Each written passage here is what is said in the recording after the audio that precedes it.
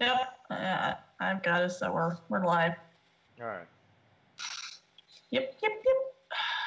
Well, shit. Let's do this thing. Alrighty then. I'm gonna try and drive as much as possible, appropriately, all that good stuff. I'll let you know when we're. Yeah. Let's just. What do are this. you talking about? I don't know. OC podcast. Music is playing now. Oh, really? Good evening, ladies and gentlemen. Y'all are listening to the Overseas Connection podcast. Damn it, I wish I would have changed this. Here we go! Would you I think we're just getting started. I'm a witcher. I think this is more than you can handle. Sits on his ass all day. Let's do this. Oh, that's brilliant. Somebody's got their audio going, so let's kill that. And thanks for tuning in, everybody. It's episode 452 of the Overseas Connection podcast, the official podcast of craziness. We've got Christmas right around the corner. We have our hats on. We've got bells jingling. It's December 9th, 2017. This is not the usual format. This is a makeshift podcast. Yeah, it's kind of off the hook, a little crazy. But hopefully, you're able to see some faces. You're able to hear some audio at this point in time. That's about the best I could muster up. I thought I had it all squared away and figured out, and then there was a screeching halt of realization that I was not even close. So, Oops. yeah, this is what happens when you put in the B team. I am officially now the B team when it comes to podcast production. Maybe even the C team. I think we can probably lower the bar even that much further. Mark not feeling well tonight, so Mark, get better. And with that said, let's do the intros. Let's talk about stuff. We're a video game podcast. We talk about life. We talk about video games. We talk about the weather sometimes. Yeah. And I'm Greg DeLazy, OC_Murphy's Law on Twitter, Murphy's Law on Xbox Live. And with us this week, we have Miss Kim Woods. Howdy, everybody. Don't what? mind me. Just go. Okay. You go for it. I'm GamerGirl27, just about everywhere. That's Steam, that's Xbox, that's Twitter, you know. If you don't know that by now, I don't know what to tell you. I guess that's about it. It's a nice and frosty 28 degrees here. And I am also wearing my Santa hat without the bells. So, you know, no bells today. Yeah, the bells might drive me crazy. I wore this hat last week when I wine tasted, and it drove me also crazy because I kept hearing the bells, and I'm like, who's jingling? And I'm like, oh, it's me. That's good. Yeah. Oh, no. How drunk were you? You didn't know the bells were you. That's what I want to know. We hit 6 wineries. That should say it all right there. We got around pretty well. Also on the show this week, Mr. Robin Tate. Hey, good evening. My goodness, this wine tasting thing is turning into a profession with you. It is a bit of a hobby. Should we be worried? At this rate, yes. God, you're like bloody naughty tonight with that hat on. With those bells. You know, the hat, yes. I mean, I'm wearing it, and Kim's wearing hats because it's bloody cold. In fact, This is a fashion statement. Damn right. Yeah, that says a lot about you, Greg. It's Robin Tate here in Ballymena in Northern Ireland. Good evening. I am not hosting tonight. The professional, fantastic Greg DeLacy is doing that tonight, and he looks like he's under pressure. Mark, I hope you're feeling better soon. We realize how inadequate we are without you. You are a hell of a man and a judge of fine wines and a great scholar and a reader of the Beano. Yes. So we had a big dump of snow here a few days ago, and big for us actually. So I don't know. I'm around my garden, and the back fields must be 6 inches in places. We're quite high. So wait, hold on, Robin. You're telling me you wear that hat like normally? Today when I was out working around the house, and that's one of my skiing hats. Yeah, from skiing. Okay. Yeah, it's not just for a laugh. You've got for a laugh, and Kim is one of Santa's helpers.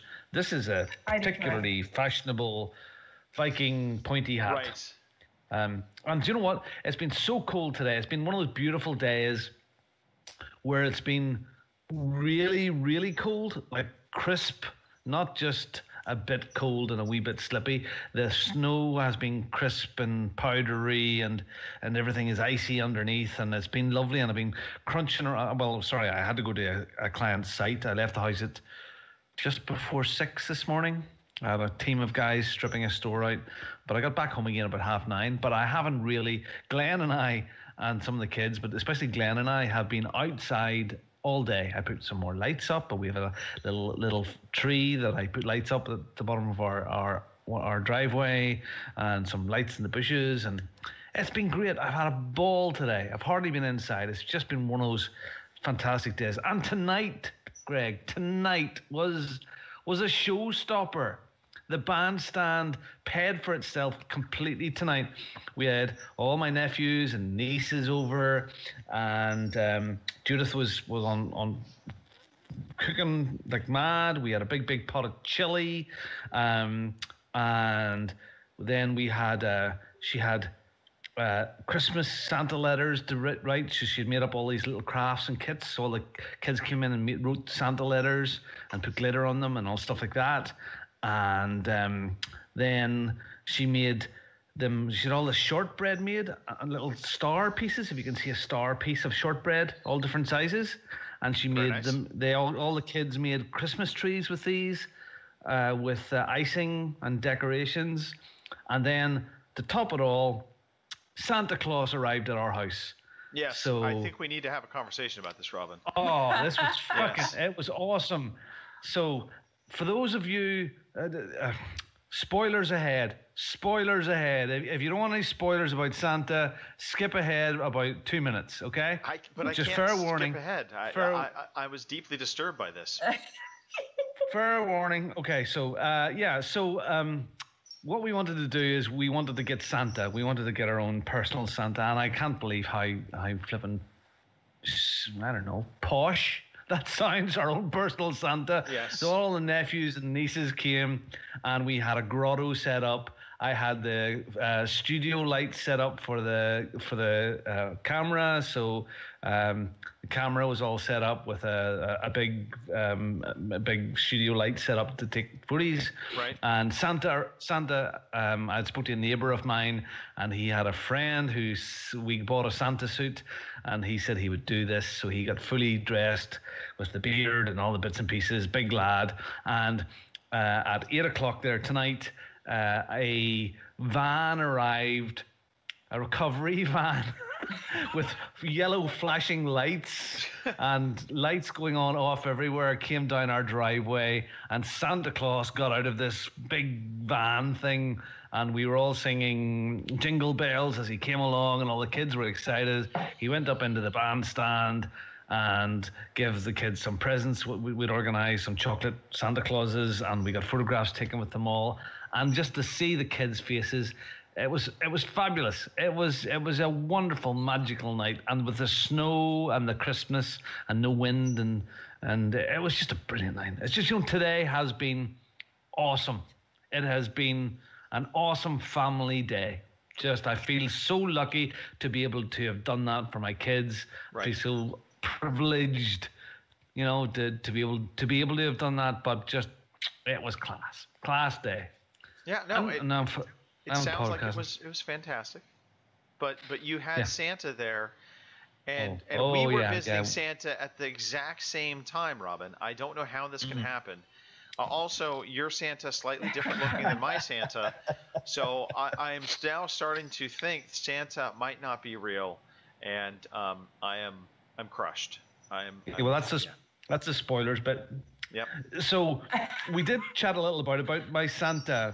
So I went up with the sack of presents today, walked up to give it so Santa could come down with them, and he was telling me about this guy. I didn't know who the Santa was. It was a friend of my neighbor's, because my neighbor wouldn't do it. I hoped he'd do it, but he says, no, I've got somebody that will.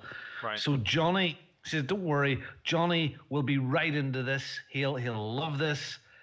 He is schizophrenic, but he'll be fine. He'll be fine." Right. So so we survived. At was one point I was expecting. I wanted to show, should I pat him down to see if he had a big knife somewhere? Right. They were going, "Happy Ouch. fucking Christmas! Happy Happy Yeah. Christmas!" Maybe not the personal Santa you wanted. No, but it was even still. It twisted it even more. It was great. It was really good.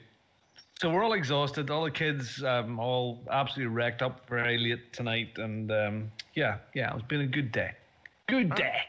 Excellent. Well, you know what? That is fantastic. And the pictures you sent over, it looked like you guys had a really good time. So a little jealous that you guys had the posh Santa. We had the not so posh Santa. But oh well. Well, at least he wasn't schizophrenic. I mean, True. Yeah. There's that. Yeah. Well, hey, if you're listening to this right now, little formalities to get out of the way real quick. You can catch us every week broadcasting on Twitch, on Mixer, and we're even on the YouTube. So if you're not catching the show live, you can listen to it on audio. We do put out an audio version of the podcast, usually about 24 hours later. You can find that on iTunes, on Stitcher, wherever you find your podcast fix. But if you do want to join us live and you want to jump into the chat and be part of the conversation as we're recording, it's super simple. 3 p.m. Pacific time, 6 p.m. on the East Coast, and as we swing out towards the east over the Atlantic into the UK, it's going to be 11 p.m. in the UK when we go on live. But yeah, just join us up. Twitch.tv/OC Podcast or Mixer.com/OC Podcast. And crossing our fingers that I have done all this properly today, we are broadcasting hopefully on both of those. And also that you can hear us. That's the other big part of this. Because like 10 minutes before you jumped on, Robin, Kim and I were sitting there and my audio was doing some crazy stuff. I mean, I'm like, oh, okay, this is new. This is sounds I haven't heard before. So, there's that. Anyway, all right. Anyway, do you know what? It's also for our Russian listeners, it's 2 a.m. for them. So, just to let them know, in Moscow right now, it's 2 a.m. So last week it was Osaka, Japan. This week it's Moscow, 2 a.m. Good morning.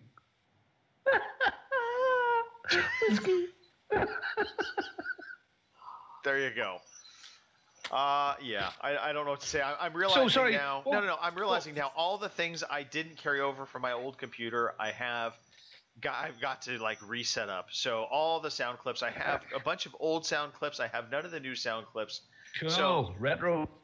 This is totally retro. I mean, the sexy Nicole outro stuff not present. We're gonna have to do our own version. Maybe we'll do it live. We'll have Robin do a live reading. Kim, maybe we're gonna have to do have you do some kind of we're talking about video games intro clip. I don't know. We're gonna play it by ear. This is grassroots. This is going back old school. All right. Okay. So more important stuff. So what was your event today with your Santa? How did that come about? What was there? What was going on there? Yeah. So that was real simple actually. We had a local church that was putting on a special needs event for all the special needs kids in the area to come down and see Santa and do some crafts and games. And so that's what we were doing. We went down and participated and got Colin to see Santa. And for the first time in probably a few different years, Colin did not attempt to rip Santa's beard off. That's been a thing every year. He just reaches up and just grabs hold of that beard and tries to yank. But yeah, so no Santa damage this time. We had to get Stanley, the neighbor, to switch off the flashing lights on the truck. Right. Because Glenn just ran straight towards him because that was like catnip to him. Anything flashing, don't see. He ran straight towards the truck. But it's fair play to Glenn today. He sat up beside Santa, and it was straight away, just all chuffed. So that was cool. Yeah, it's nice. Kim, but you have this hat on tonight. Yes. So is there a story behind the hat, or are you just starting to feel festive? Yeah, I guess you could say that because I finally got a Christmas tree up. And odd fact, I haven't had a Christmas tree up in over 4 years, other than That is an odd fact. drugstore, Charlie Brown tree that actually looks like the Charlie Brown tree from the cartoon. I had one of those, but I didn't actually ever have a Christmas tree up for like the last 4 or 5 years anyway. So, I thought this year we had the space for it. And, I thought, well, maybe the cats won't tear it up too badly. And so far they've been okay. So, I guess I'm not Scrooge anymore. So I just always thought we were just celebrating Hanukkah or something like that. that's it. Yeah, I'm secretly Jewish. There's nothing wrong with that. No, I want to celebrate everything. Oh, me, like I work for a company in a different country, and they have different bank holidays than us. But I like to support them in all their bank holidays and take my own as well. So well, sure, why not? It works, right? So just exactly. So I support it all. Definitely believe in nothing and support everything. Right. It's wonderful. Hey, so I have my Cards T-shirt on today. Okay. Mm-hmm. Cardinals, yes. Arizona Cardinals, football, NFL football. That's just for those wondering. And I had to go and get my Charlie today. He's starting rugby tryouts, which is excellent. Yeah. Okay. Right. So nice. he's trying. So he needed to get a pair of rugby boots and a new gum shield today.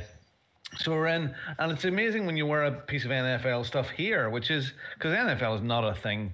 Right. But it's amazing when you put this on how many NFL fans that come out of the woodwork. Right. So this was a Seahawks guy today in the sports store. He says, do you like NFL? I says, yeah. Who's your team? Cards? Yeah. Oh, right. Geez, I'm Seahawks. Sorry about that. And so I says, well, like, you know what? Doesn't matter as long as it's not the Broncos. We're okay. He says, I agree with you there. Nice. I love it. So it has quite a following over here. It's catching on. Niches. Yeah. Yeah. So well, sadly, God knows they've been doing a lot to promote it there. I mean, heck, they've held 3 games this year in London. Yeah. So yeah, it's weird. They've been making efforts to cross the pond. I think they would love to take the NFL even more international than it is.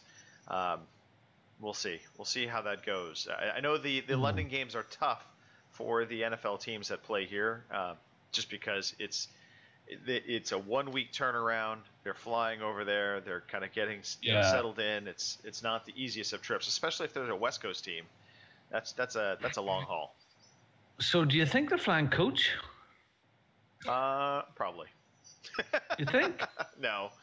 I'd like to think that. Well, it depends on the team. Some teams have their own private planes, and then other teams are going to be flying, with a carrier. But I would imagine they probably are flying first class. But it's 53 men, so maybe they are flying coach because. I mean, that's a lot of guys to throw onto a plane. Business class, yeah. I think my guys, they fly in some sort of OAP ambulance plane with a whole injury department that's there. Yeah. And the plane's supplied with Zimmer frames for the Cardinals. You guys have had your share of injuries, man. You definitely have. Oh, dearie me. What do you do? And anything else weird happened? You turn it off. You turn the football off, and you throw on Netflix, and you start watching The Punisher. That'll make you feel better. Watched it, done it, finished it this week. I'm about halfway through. So far, I like it. I believe we were talking a little bit about the pairing that he has, kind of a sidekick that he brings along. Yeah. He Gene does Wilder. remind me of Gene Wilder. Absolutely. Yeah, it's good. There's a few flat bits in it. It gets a bit drama here and there, and it's a wee bit now and again. But overall, I like it. I mean, when he gets the bit at the end where he can see through walls and X-ray vision and stuff, that was a bit. What about the fire breathing? I felt that was a little over the top. He'd tell you what, the man takes some punishment. Yes. But yes, look, a good, refreshing superhero, non-superhero series. That is kind of the interesting thing is he really isn't a superhero. If you think about it. You could say that he recovers from his injuries very quickly. True. I guess you could say that. He certainly does seem to recover from a beating or two.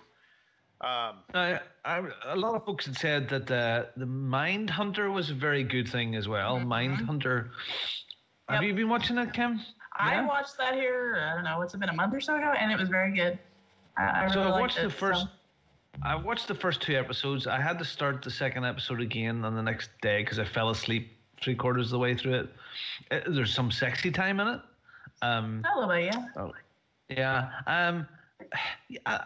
The opening 5 minutes of the first episode is, wow, this is what this is going to be? And then it sort of goes, it's like a bug. I'm a bit slow. But yeah, look, it maybe grow on me. I'm going to stick with it because it's quite interesting. And I don't know if it's a historical any sort of historical document at all. Is there some fact to it? Sort of. It's basically the story of how they came up with criminal profiling. Oh. So well, that's interesting. And the two guys that come up with it. So yeah, there's some fact to it. Now, the big thing that started in the UK, and I don't know if you get it over there yet. I'm sure you do. Probably is it the Queen? The Queen? Shit, what's it called? Damn it, almighty. The Crown? Hold on a second. The Crown. The Crown. Yeah, I think we get it. Yeah. So the second series has just started last night on it, on Netflix as well. It is it Amazon or Netflix? Netflix. It is fantastic. It really, really is. The first season of that was awesome. I mean, really interesting about the Queen and that sort of behind the curtain. I'd really love to know how much is real. Right. And but I'm sure it's based on the historical facts, but it's dramatized. So the first episode of season 2 has started now, and we love it. So that's lots of good stuff to watch over Christmas and stuff. Lots of good stuff to watch. Are you all sorted? Have you have all your Christmas presents sorted? Are they all done? Not at all. They're ordered, but they're not here yet. So.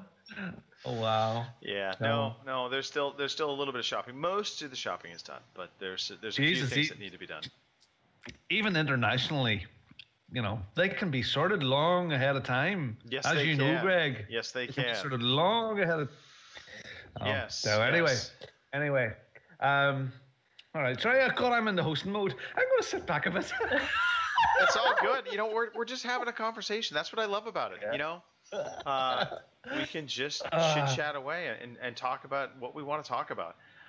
What I would love to talk about real quick, Kim, I think you are on the chat stream. Maybe give some shout-outs to those people. I know we had a few people already in the chat. Sure. We have Soul Brother. We have Night Raven 19. Martin is in there, so Cheers to you guys. I was actually trying to pay attention to the chat for a little bit, and then I got a lovely message from Verizon as I was doing that, because I was doing it on my phone. You are almost at your data cap. I'm like, I cannot wait for just data caps to go completely away. But yeah. I suppose I could go to an unlimited plan, but I just don't want to pay for it. Hold on. That's what I have. I have the unlimited stuff. But why are you not on your Wi-Fi on your phone in your house? I actually was not on the Wi-Fi with my phone from earlier. I've switched over to that now. But I wasn't there, so I got the notification. I was like, oh yeah, I'm not on Wi-Fi. That's always the lovely. Anyway. Yeah. Sorry, are mobile phone calls expensive in the States? No, I mean, because normal landline phones have pretty much disappeared. We could do the only person that phones our landline here is Judith's mum, and that's weird, Yeah. Everybody else phones Judith or myself on our mobile. We could do without a landline completely now, because phone calls are cheap. You get free minutes and free this, that, and the other. And I think the landline is almost gone now. We only have a landline in this house because of my work. I only have it because of my office. We don't have one for the actual house. So we just use our cell phones for everything. Because my phone bill is astronomical because well, it's got better over the years, but because I work for a southern company and I cross countries from Northern Ireland into southern Mexico, whatever its real name is, when I dial from here, it's sort of almost international calls to my company. So my phone bill now came down a lot, but my phone bill on a monthly basis used to be, thank God I didn't pay for it, was maybe £300 or £400. Yeah, $500 a month. Yeah, I'm just shy of probably 200. I'm probably in like the 160, 180 range. Mm-hmm. Yeah, well, it's probably came down to about that now. Yeah. Cool. There you go. Yeah. Hey, cell phones. Hey, they're a thing. Yeah. Yay! All right. Martin's missing the wood panels. I have to get some wood panels. We do need some wood panels. We do. You know, I get the old house tore down. We'll see what we can do. I think you should save just a couple and just like I prop thought them up about on it. the wall. Like frame them up and hang them behind here somewhere, you know. There you go. Wait till the podcast, then take them down when we're done, you know. Yeah, it'd make it like a screen behind you, so you just prop them up. All right, let's talk about some video games. This is where we normally have some kind of intro saying, I want to play a game, nerds, things like that. And there we go. You want to play a game? There you go. Yes. Yay, so we're video playing a games. All right. Kim, I'm going to start with you because I see a game on here that I really want to hear about.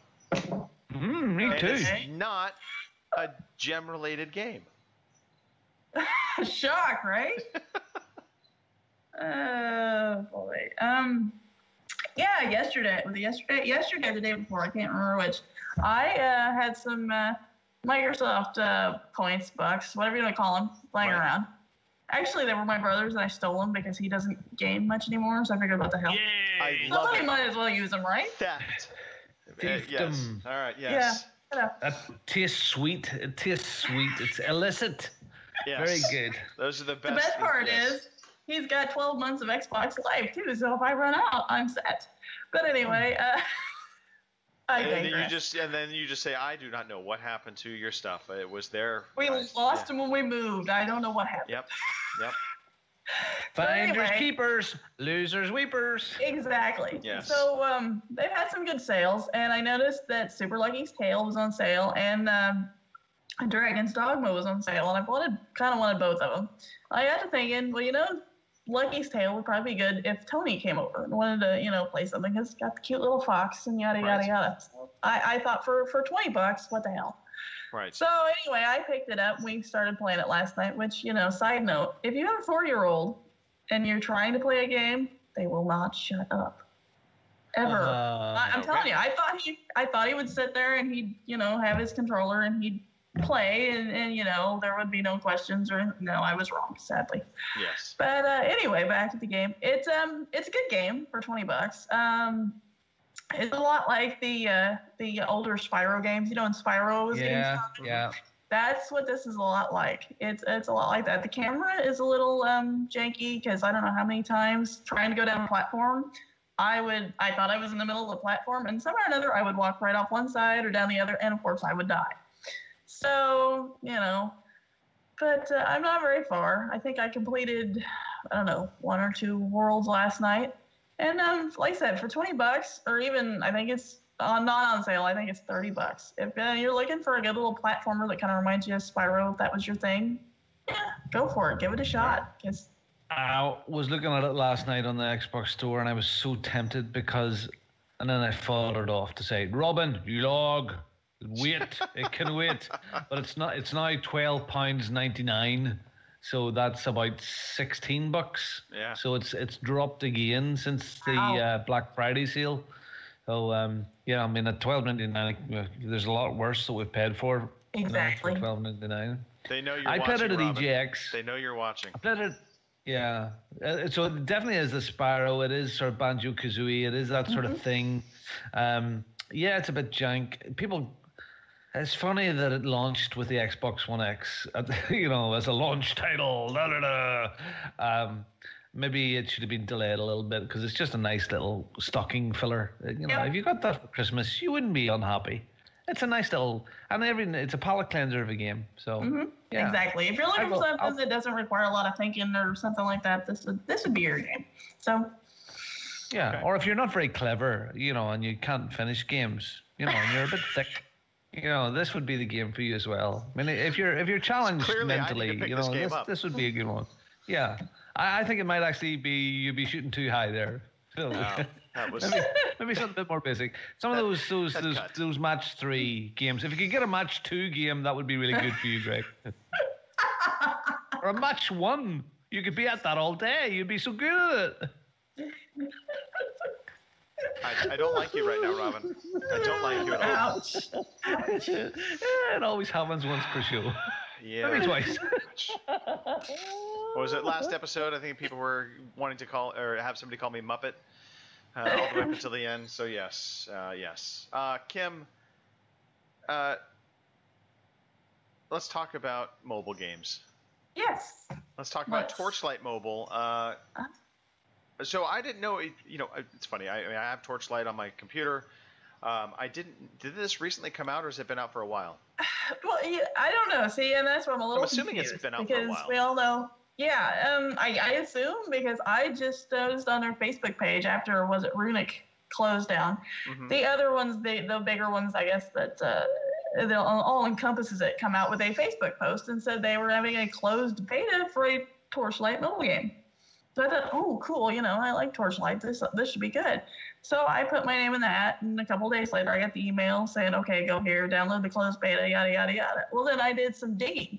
And apparently this Torchlight mobile game has been in the works since like 2015. So Okay. I don't know. And I guess other people have been playing it because there are some people that just apparently absolutely despise it. I have had no problem with it. It runs, for me, it runs and it looks just like Torchlight did on the computer. I think it's pretty good. But, other people don't agree. So I don't know if they are redoing it or something and then going to relaunch it later, or what exactly they look. Because if you think if it's been out since 2015 and other people's already been playing it for a while, why would they have a closed beta? So I'm confused. How does it a control, little. Kim? Is it controlled by like a slide of the finger, or do you just Yeah, point where you it's, want your torchy guy to go? Yeah, you kind of slide your finger around. It's got a little like joystick thing that pops up on the screen every now and again. You can control it that way, and it controls really well. I was a little skeptical, but it does really well. And then you've got your little controls off to the side for your sword or whatever weapon you Right. use, and you have your little pets like always. So yeah, it's like Torchlight only on your tablet or your phone or what have you. So I don't know. Sorry, is it Torchlight 1, or is it sort of a mix between 1 and 2? I think it's kind of a mix between the two because I think they call it Torchlight: The Legend Continues or something like that. I Okay. have some funky name because I'm in the beta, but if you go back and you research it, I think it's The Legend Continues or something like that. So, It's a game I said- always, because I love Diablo and I always meant to play this, but I've just never got round to I think Torchlight 2 is the better of the two of yeah, them. I would agree with I've never that. just got around to it, so I really must pick it up. And it really hasn't, and it was never really been one of those ones that has ever got that cheap. Mm-hmm. Torchlight 2, so maybe it'll appear again somewhere. So yeah. okay, good. I'll look into that. And was that a free to play thing? Is it, or Yes. just because it was the beta? Yeah, it's a free to play because that was another one, and a lot of people were bitching about that. It's free to play and microtransactions. But I've been playing it off and on for a while now. And I haven't come across any microtransactions or anything like that. So has it officially launched then, or is it still in beta? that's the thing. Where I'm at is apparently still in beta. Okay. But like I said, if you do some looking, apparently it's been out for a while. So I don't know. Like I said, if Maybe they're trying to it's- relaunch it. Maybe like a preview program where they just launch the beta and so they're launching it that way, but it's technically in beta, but it's actually been released, kind of like Minecraft, right? Minecraft was Yeah. out for years. Yeah. So Well, I think maybe what the deal is too, they have launched it like over in Japan and places like that, and so maybe they're just now getting around to launching it over here, maybe perhaps. I think that's so. Japan. I don't know. Like I said, if it ever comes out, I recommend it. I like it. I haven't had any problems with it. It's a little glitchy, but then yeah, it's a beta, so it's gonna be a little glitchy. But I don't know. It I brings that am whole writing Torchlight down. But if you like Torchlight, I say go for it. So How many bells out of 4 would you give it? I would give it 3.5. 3.5.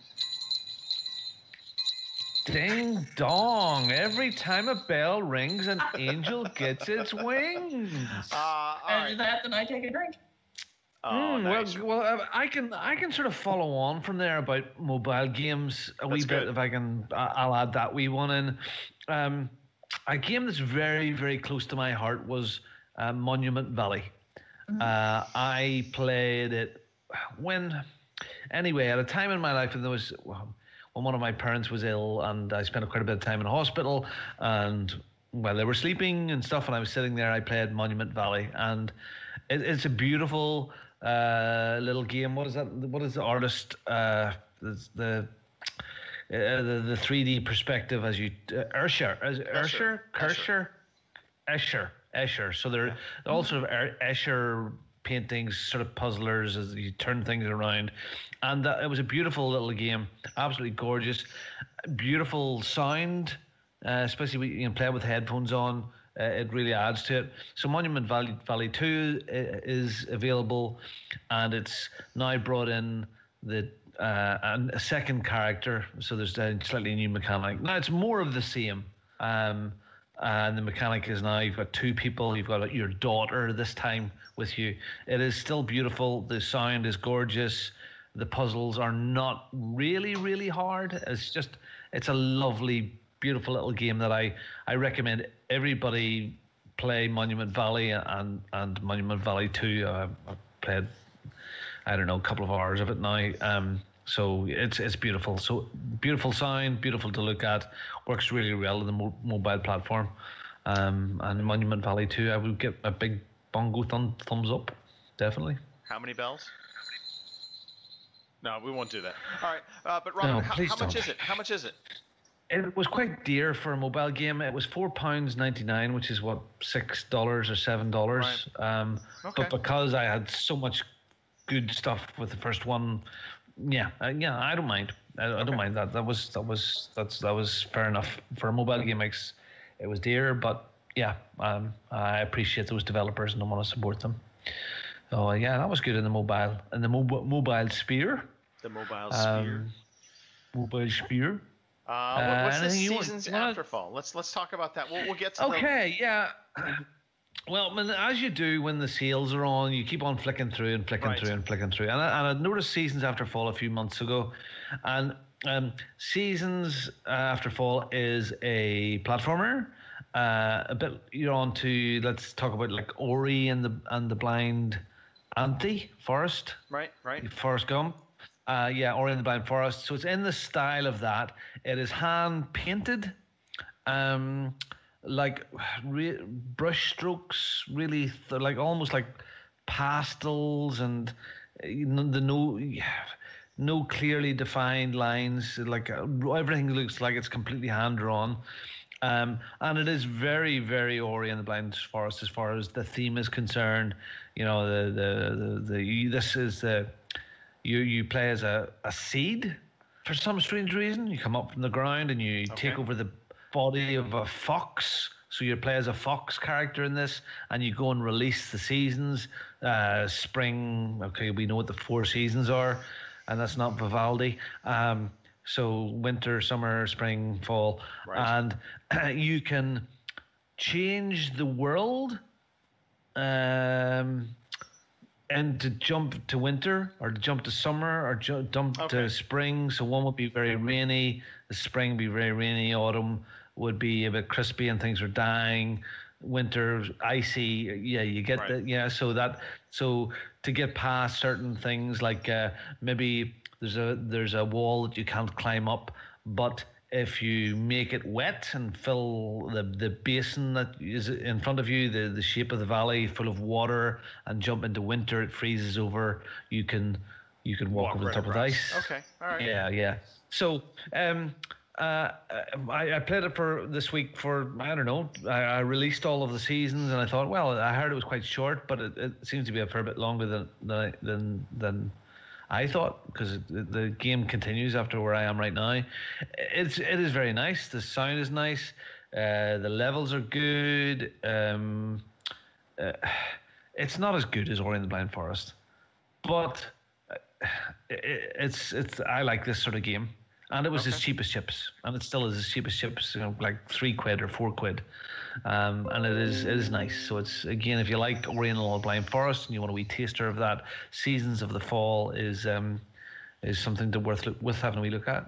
Okay.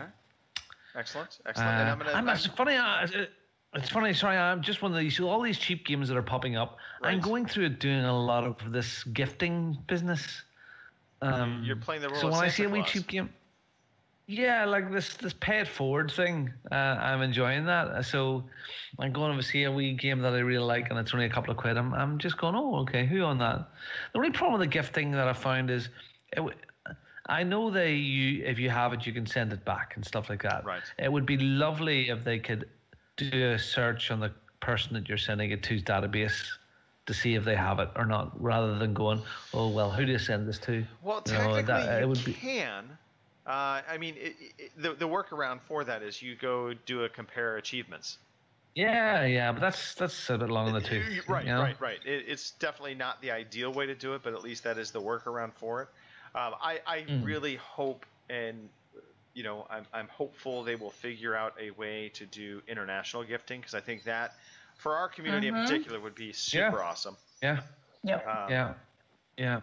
I've had a word with Larry, and he's working on it. Right. So, we'll see.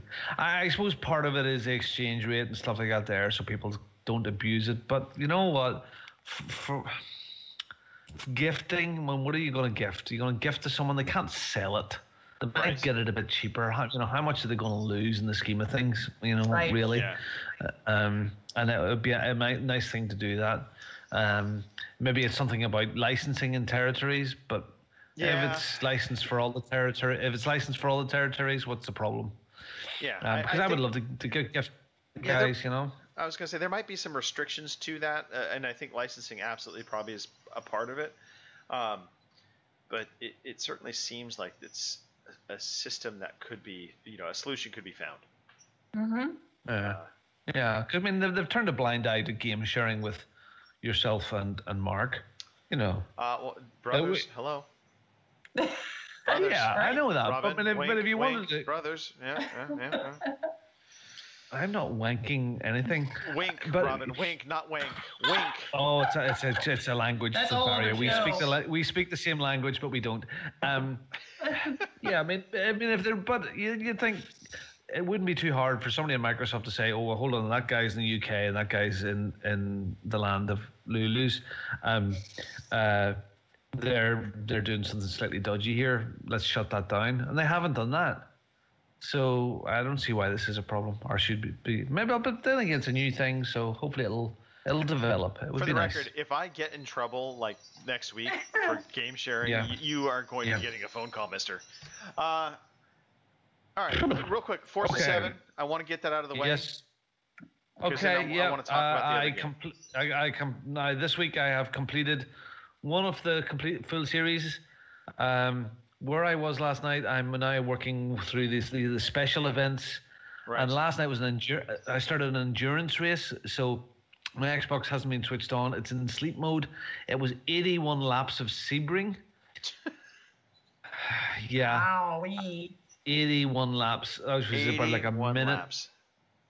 About 1:05 per lap. Yeah, that's quite long. I think I got to 25 laps last night and I went, oh, I have to stop. Because I put it on quite a hard difficulty, and at 25 laps I had just about got myself into the lead. And at that point you're trying to keep ahead on the sort of expert level of the drivers, or one below unbeatable. So yeah, but I'll work my way through it. Hopefully when I maybe get a chance tomorrow, I'll switch it on and it'll pick up where I left off, because the thought of having to start from the beginning to do the 81 laps special endurance event would drive me insane. One thing that has happened this week with Forza, their leagues have now opened up. Yes. And I played a few league races. They've started off with no collisions, which is nice. and there's sort of weekly challenges that opened up the way it's going to go.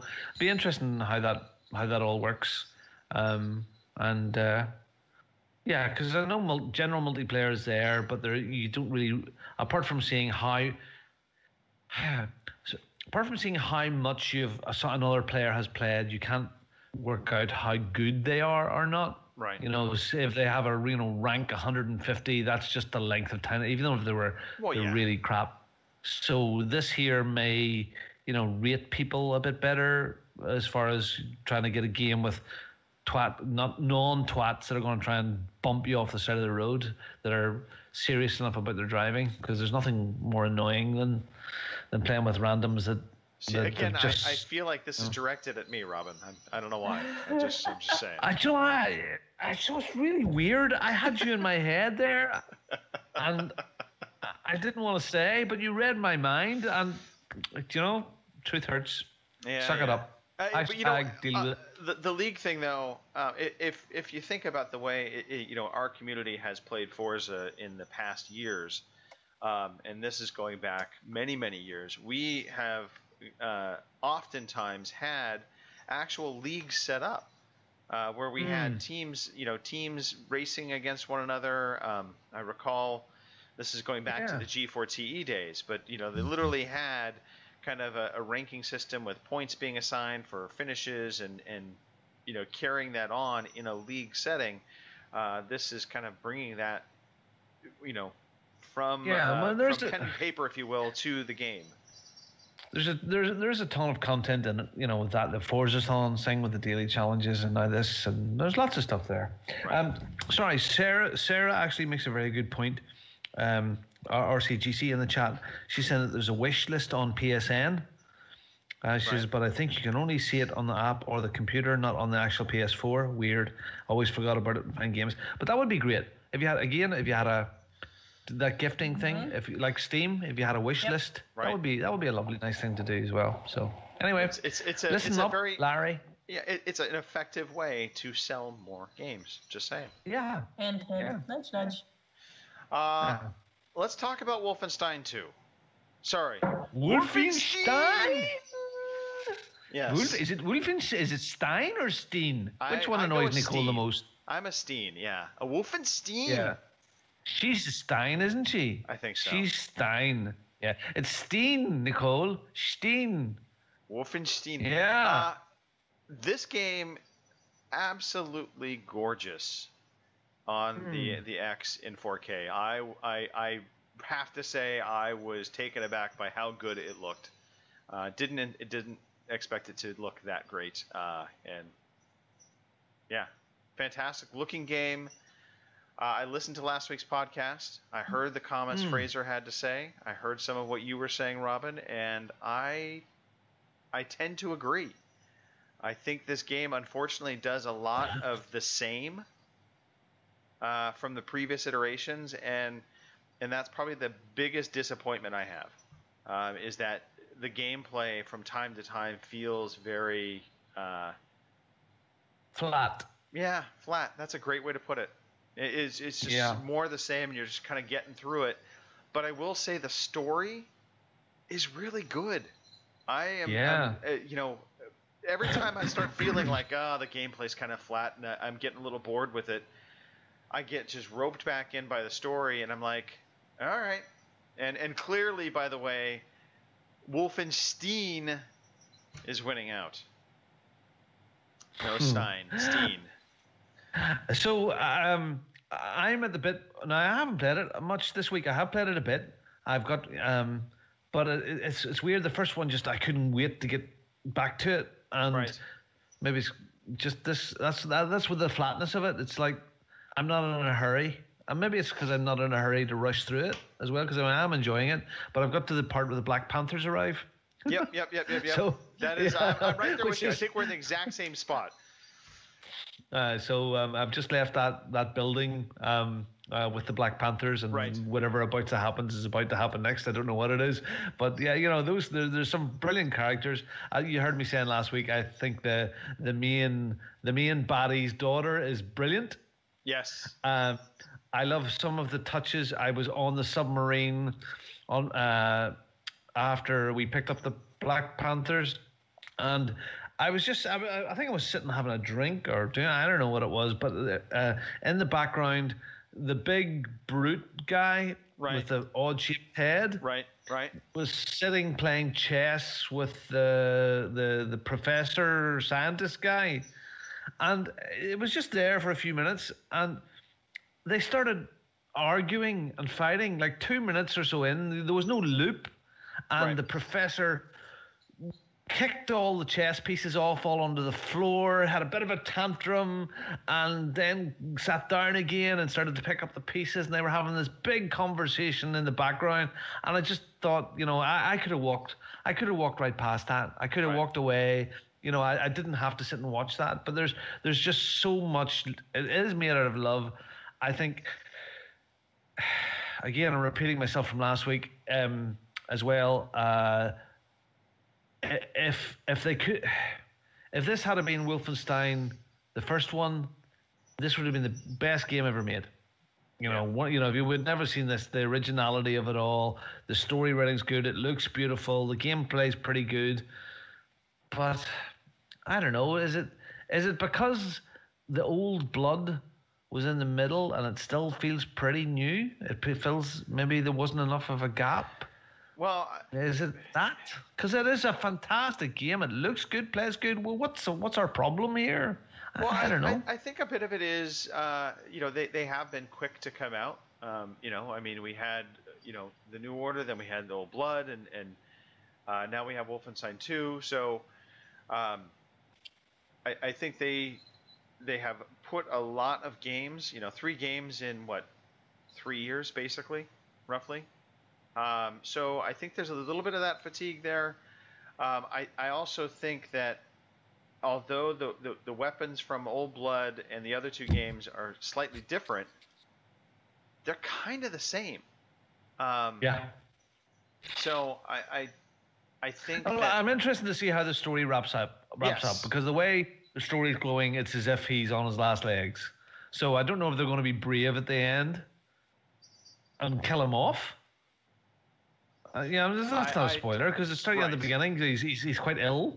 Right. So I'm interested to see, are they going to take a brave move and kill him off, or are they going? And the next game is with his will this child. be BJ's last song and dance? Yeah. And I would love that. That would be good. That would be brave. I love brave things in games, rather than and as Fraser said last week, they're going to keep on churning them out. And yes, it's probably selling quite well, and the last one did well. But it'd be lovely to see them move on to do new things. Yeah, because new things. I think they will. I maybe they won't kill him outright, and it'll be a little bit of the mystery. You know, he sinks into the Arctic Ocean, so maybe you don't really know what happens to him, but he's gone. I think they could easily take a break from Wolfenstein, and they could take that game engine, the game mechanics, and put it into something else, and it would be fantastic. Because I think their shooting mechanics in that game are actually really, really good. I think that they could take that, you know, again, the gameplay mechanics, so to speak, but I think they have to do more from a weapon standpoint, from a collectibles. I think they need to do different things with giving powers to you. So there's just, I want there to be more to do with my character than what there has been. So I don't know. I do see, I have the chat now actually up on my screen. Martin actually was saying they should do open world Wolfenstein. Man, I don't know. I wouldn't mind, you know, an open world kind of Wolfenstein game, but then again, I think some of the charm of what we really like about these games is that they're linear. It's tight. It's a good story. Tight. Wizards. So I don't know that I want them to go open world, but I think the game mechanics they have, you know, built within this game franchise, they could take and put it into something new, and do some different things in terms of leveling and different types of weapons and maybe attachments, whatever, they could make a new game that would be fantastic using that kind of building blocks. Wolfenstein. Have you listened to any of the records? No, You find a record. I've found some fantastic ones. Some No. really good, like play on the Beatles sort of stuff with the German stuff. There was like was it the 4th of one of them came up was a song about changeover day, which Right. is going to be 4th of July, and after the 4th of July it was going to be you had to speak German because English is just so confusing, and we must speak German from now on. Just really, it's so clever, some of the stuff that they've done. The writing is So- fantastic in this game. In fact, I love when BJ first meets and I guess it's the Black Panties. Somebody was saying, I didn't see who it was in the chat, but had mentioned that it's not the Black Panthers. They're called the Black Panties. That could be totally incorrect. I don't know. They remind me of the Black Panthers, so I'm going to run with Black Panthers to avoid being subjugated to, Senate inquiries for uncomfortable touching and talk. I like the Black Panties with an angel face. What was that song? Walk away, Robin. Walk away. But what I was getting at was that BJ starts talking to them, and of course they all have this dialogue from the '60s, and BJ is, he's this throwback to the 1940s, but I love that he suddenly started trying to pick up on their lingo and starts throwing a couple things out here and there. It's really good, clever writing, and I think that is the real strength of this game. As opposed to in the previous games, one of the real strengths was the mechanics of the game. This time, I'm saying it's the story that's really driving this. All right. Abracadabra, Steve Miller Band, Black Panties with yeah, that's what it is. Black Panties with Angel Face. That's what it was. Yeah, good song. Good song. Yes. Miller and band. Yes, Steve. He was good. Robin. Anything else, my friend, or should we move on? Wolfenstein. Yeah. Do you know what? Play it. We're being a bit down on it, and we shouldn't be, because it's fabulous and it really does deserve to get all the plaudits.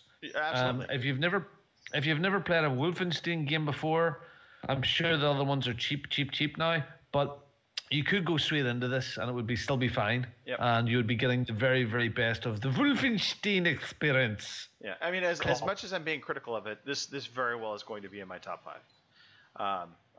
I've been enjoying it that much, being able to look past some of the things that I'm being critical of. A game that I was really critical of earlier this year, and I have to say I'm coming I'm doing a 180, is Tom Clancy's Wildlands. Ghost Recon Wildlands. I have been playing the heck out of this over the past few days and really enjoying this game. Does it also look beautiful? Yes, it is a gorgeous game. Ubisoft doesn't get enough credit for what they do in open world, but I think about The Division, I think about Assassin's Creed Origins, and I think now about Tom Clancy's Ghost Recon Wildlands. And these games they do open world really well. They look fantastic. This game has towering above all of the others. Almost. I won't say towering completely, but that was a little funny. There's no towers in Ghost Recon Wildlands. You don't, as far as I know, at least. I have not come across any kind of tower situation, but there's certainly lots of collectibles. You can fill your map up with a gazillion different icons to go and search out things. Mm-hmm. And can you happily play it by yourself? Yes. Yeah. I've been playing, using my team to. I think one of the most satisfying things you can do when you're playing solo is setting up those sync shots. So you have a team of 3 or 4, including yourself, and so you can set up to have your other team members do synchronized shots on up to 2 members. I think that's the upgrade I have so far. So two bad guys, and then you yourself can be a third person, a third shot. And it's kind of satisfying to hit that engage button, make those sync shots happen, and be watching through binoculars. and just see these guys just suddenly going down with little puffs of blood coming off. But yeah, it's been fun. Is this something that you're trying to tell us, that you enjoy the mutilation? Is this what it is? You want to shoot people? Should we be homeland? Should we call them now, or do we check your drawers? You can check my drawers, but no. I'm strictly a tough guy in video games. Tom Clancy's Ghost Recon Wildlands. A surprise, enjoying the game. In some ways, I kind of it's funny because I also played another game that, for whatever reason, they remind me of one another. And I think it's because of the open worldness and traversing across large areas to get to different locations. I'm just going to go into the next game now. I popped my PUBG cherry. Oh dear. PUBG for life. Yep. That's dab. Doing a dab. Yeah. There we go. So part of the whole hiccups of this week's podcast, in terms of the setup, was because I got a new computer and had everything set up, and I thought, you know what, I'm gonna check out PUBG. So I fired it up. I get 100% why people love this game. It is addictive in terms of the intensity and just that just trying to last out. That being said, I hate keyboard and mouse play on anything other than an RTS type game. Screw keyboard and mouse. Oh, you just can't play on a computer. Nope, I can't. You're just stupid console boy. Nope. Console boy. Fuck the keyboard and mouse. Yep, that's all I have to say to that. Give me a gamepad. I will look forward to this game when it releases out on the console, so I can have a proper gamepad in my hand. So how did you do this? Was it shared on Steam with someone, or did you buy it? It was indeed shared on Steam. So I played off hours on certain Marcanix's account, and Jesus, get a room. Just saying, he offered up. I said, okay, that's how it usually happens, Robin. Somebody offers it, and then somebody says yes, and the next thing you know, you've got it. Anyway, so yeah, PUBG. Okay. It was so fun. I played a bit on PC, on the son's PC, and I played 2 or 3 games, and right. And I decided, okay, same sort of thing. I'm gonna wait till I have a controller in my hand. Yeah. I'm hoping. I'm not sure if it's gonna grab me or not. It does seem like the sort of game that you need to invest your time in to become good at it, I mean, yes and no. I think because what's the helpful, Frasers and the Mike Chins and the Crews, the guys that are out there, they seem to have got completely and utterly addicted. I mean, Fraser is just lost in PUBG. Well, but I mean, I get it. It's a solid, fun game. And I think it is that survival component to it, the rummaging for stuff and trying to get yourself set up to be successful, and of course then being able to wait out, being able to play a tactical game versus the other people against you. I get all of that, and I get how that feeds into it and makes it a very unique experience. Okay, look, I don't play mouse and keyboard games. So when I started this game up, I was kind of hoping there was a tutorial somewhere. No. So, I mean, I'm trying to figure out what the different keyboard commands are. The only thing I knew was the stupid WASD thing. So I was like, all right, well, that's how I'm going to move. But then I'm like trying to figure out how to crouch. I'm trying to figure out how to pick things up. And then it's like, okay, F is for picking things up. I don't know why, but that key is for picking everything up or opening up doors. Sorry, is it Y or no, F for picking things up? F. Oh, you don't know what, but you don't know why. I don't know why. What does the Y do? I don't know. Oh, okay. Actually, you need to get I think past. C or X was duck, and then there was go There's prone. a duck in it.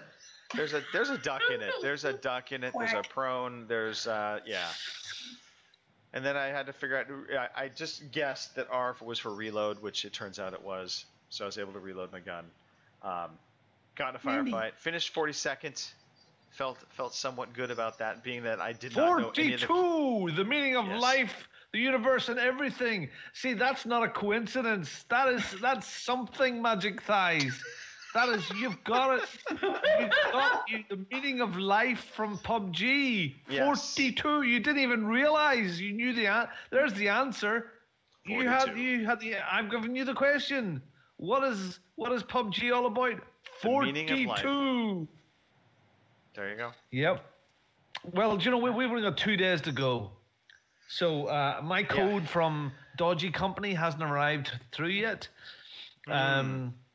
So I wonder how big a file it's going to be for me. I mean, is it a 2-day download? But this time next week, we will be no longer the PUBG console versions. I hear it's locked now to 30 frames, which is fine and dandy. It is. That's all right. I don't care. I don't mind. Right. So there you go. We'll see. I'm hopeful that the console version plays as well as Magic Thighs. Oh Jesus, yes. Okay. Sorry. Okay. Yeah. Well, Kim. Sorry, Magic Thighs. Yes. You know where that's from. Yes, Hitchhiker's Guide to the Galaxy, of course. I figured that, yes. The philosophers, yes. Magic Thighs. Room Fundle and Magic Thighs. Broom Fundle. Yes. See, we are just two clever thinkers to come up with good stuff like that. That's what it is. Just thinking Greg's got a new nickname, but that's all right. Yeah. And Greg is now deep. Yeah, Magic Thighs. He's deep. Greg's deep thought. Yep. All right. We're gonna move on. Let's talk about some news. Let's talk about some news. I think I've got. Hold on. Here. Have we got any news? We do. There's actually some news. Okay. Let me see if I can play this. Let me see if I can get this to work. Good luck.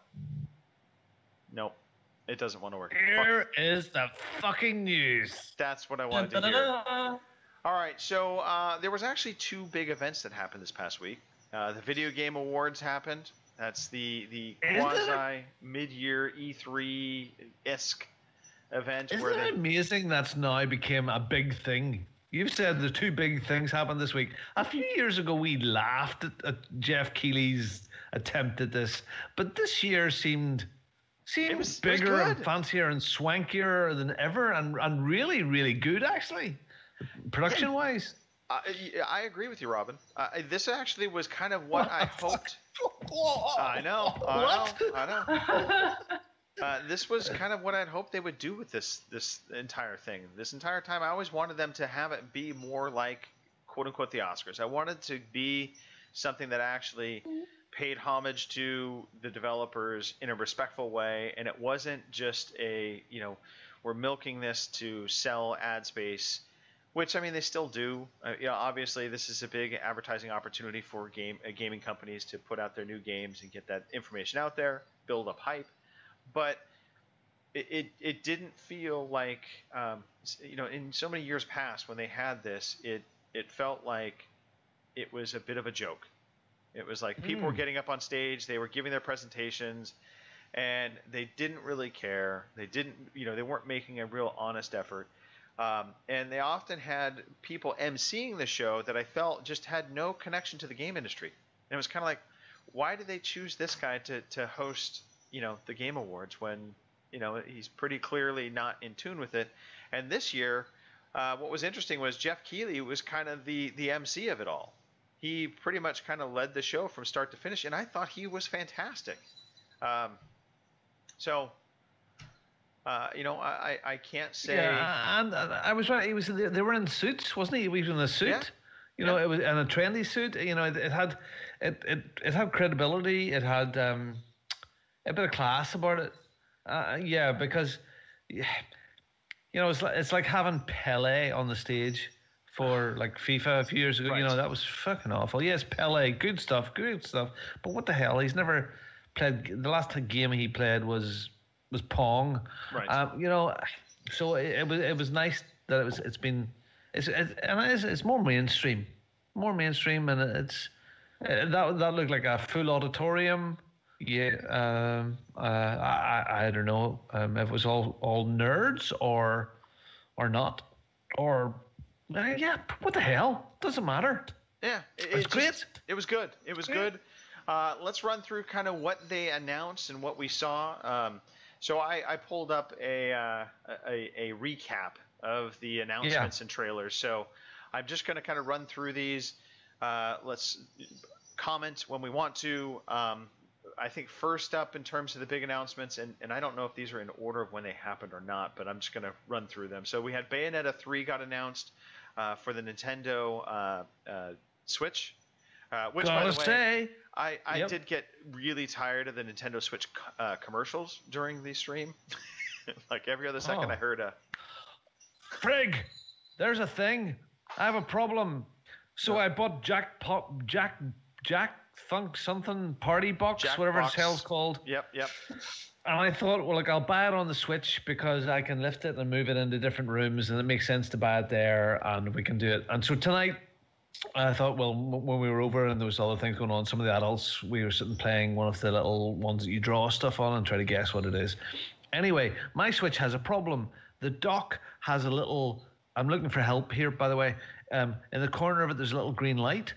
When you slide the Switch into the little letter holder, right, it goes into charge mode, and if you have your screen on, it takes over this HDMI port and up it pops onto the big screen.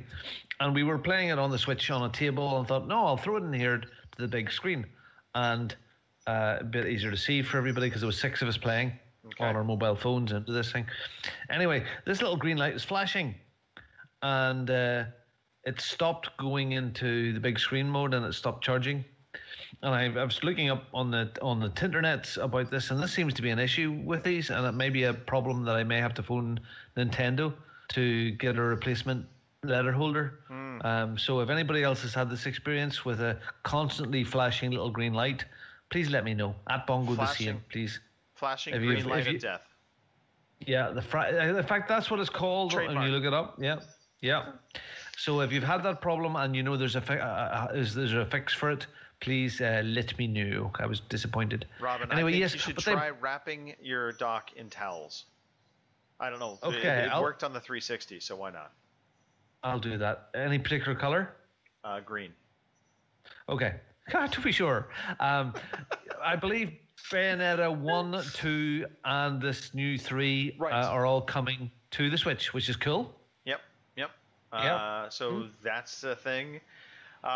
We got the new Hideo Kojima trailer for Death Stranding. Oh my God! Really? Yeah. Come on, let's talk about this. What's there to talk about? I feel Holy like crap. What? So weird. It looked good. It looks fantastic. But Kojima games always look fantastic. Yeah, to quote Fraser, it had nice graphics. Yes. Sorry for the mic. Like what? And then there's a baby. It was the best baby game thing I've seen all day. That doesn't say much. The baby looked cute. There's a baby, and he went into a dream, and it was Norman Reedus underneath the water all of a sudden, and there was these big monster tall thing, and it's like, have you and seen everybody's this trailer going, yet? "Oh, this is so fantastic!" I've You have to watch it. It's weird. It's out there, and people are going, "Oh, this is so esoteric. It's fantastic. I love this. I love what he's doing. It's fantastic." And I want to punch those people in the face. Yes. Just straight up. And we were on that WhatsApp thing. It's good. It'll catch on. Earlier on, we were chatting a wee bit about this, and you mentioned that Metal Gear Solid is a great game. Metal Gear Solid 5, fantastic. Fraser loves it. What a fantastic game. But the only problem with it is the story seems to go nowhere, and there is a really weird story, and this seems to be it too. Yeah. But the problem with this is people like Norman Reedus, who came on stage with Kojima. Oh my God. What the fuck was that about? They came on stage to be like, "Hey, we're here." Isn't this fucking awesome? And We're then, so cool. I mean, that was probably the low light of the Game Awards show. I forgot about that moment.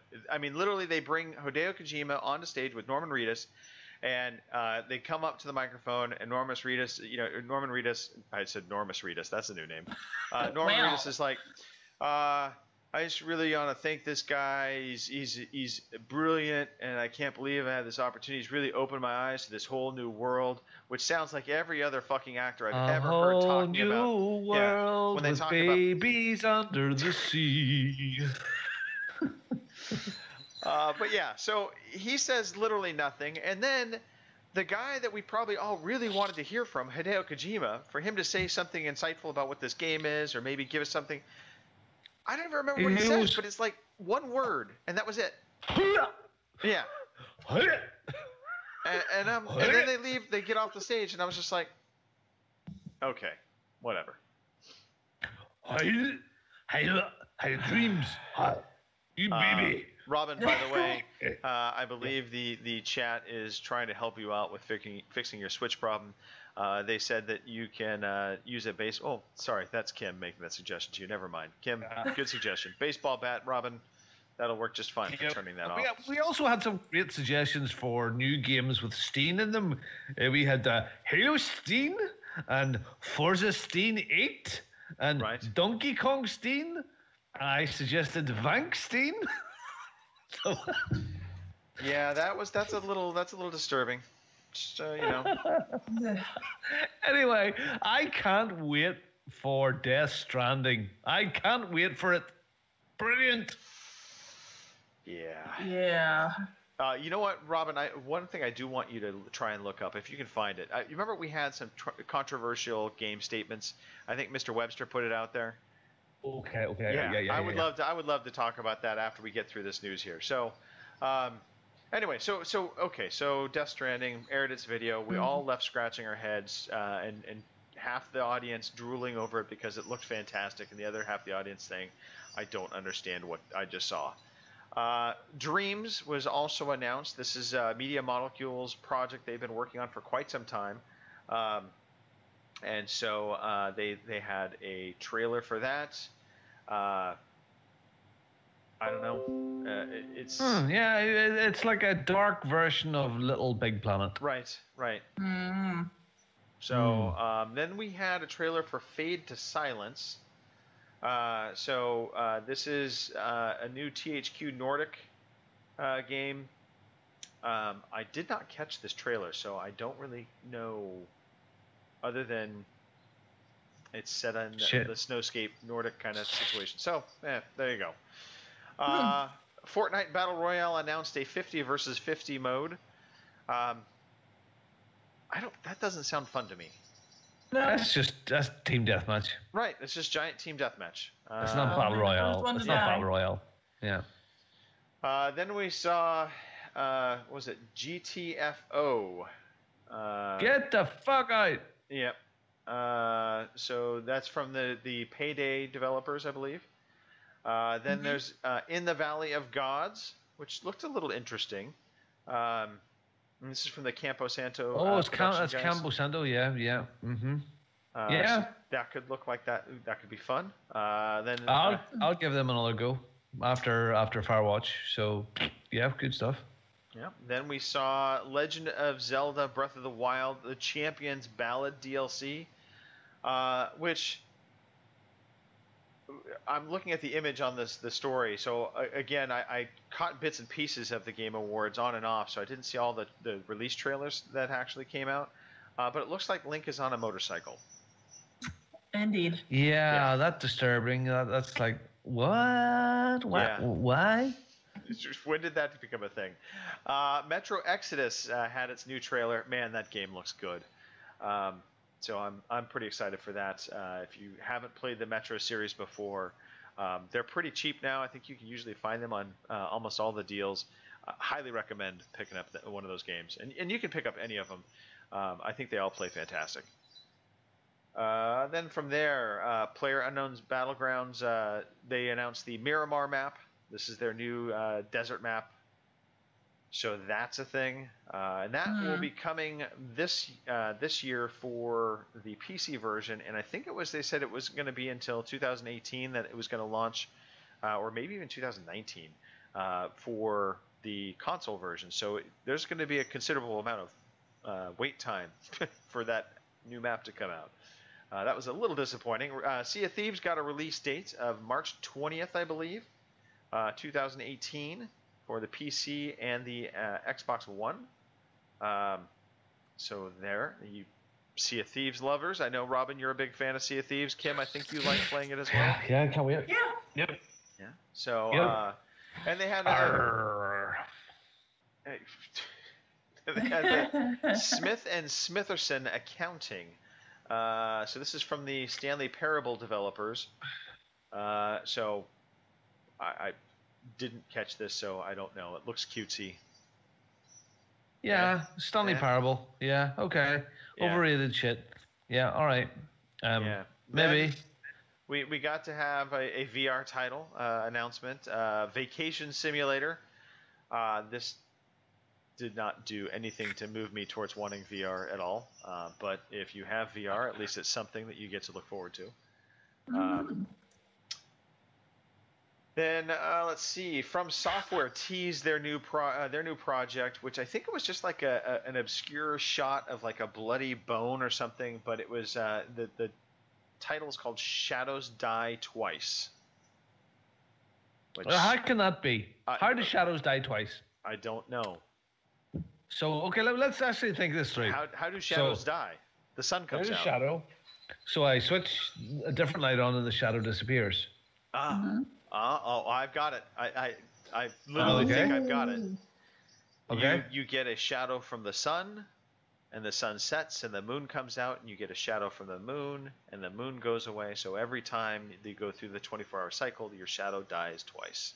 So are you going to stand in the same place? Or Yes, I'm not going to move anywhere. what? Okay. All right. All right. Dun, dun, dun, dun. Oh. Soul Calibur 6 also got announced. So Soul Calibur fans, the franchise making its comeback. So if you like that game, exciting, huh? Then there was a teaser for a game called Witchfire, dark fantasy shooter. Witchfire. It's from the being developed by the Astronauts. The Astronauts. The Astronauts, Like, yes. Like No, the astronaut. No, like John Glenn and crew and those guys. No. Is that what he does now? Maybe. No, these are the guys that made The Vanishing of Ethan Carter. So the developer studio is called The Astronauts. This one looked good to me. So, I mean, I don't know if it's going to come to the Xbox or not, but if it does, you know. Yeah. It has promise. Then It has glowing monsters and decaying environments. Ooh. The game So the next game announced, I thought this was Sony's game, End of Days. Completely not End of Days. World War Z got announced, which looks an awful lot like End of Days. You've got hordes of zombies running super fast, piling on top of one another. I mean, I was shocked at how much it reminded me of End of Days. So, but they're saying it's going to be more Left 4 Dead sort of thing. So, wow, we need more Left 4 Dead. Yeah, I mean, hey, I'm all for it if it's going to be Left 4 Dead, but it again, just the way the zombies were coming at everybody with the speed and kind of their horde mentality or whatever. I mean, if you go back to End of Days when you saw those reveal trailers on the PS4, and I hope I'm getting the name right. I think it is End of Days. Anyway, I think so. That comparing to this, I mean, they look like the identically same game. I mean, maybe slightly different perspectives, but I mean, I was thought for sure this was a Sony trailer. So World War Z. I'm kind of surprised they didn't release that around the same time the movie came out, to be honest. I mean, maybe that's a good thing. Well, I'm sure it's a good thing. I'm sure it's a good thing because it didn't have the rush through development to make it meet up to the movie. But yeah, World War Z. I don't know. Zombies starting to wane on me a little bit, which Yeah, me too. yeah. So when is World War Z coming out? Is it? 2018. I did not see a specific date. I just saw 2018, and coming to all platforms. So Why do you think you say Z? Z or Z? I say Z Yeah. because America. Well, I don't. But why do we say Z? Because like zoo is not a Z. Why There's do no you D in a zoo. Why do you say film?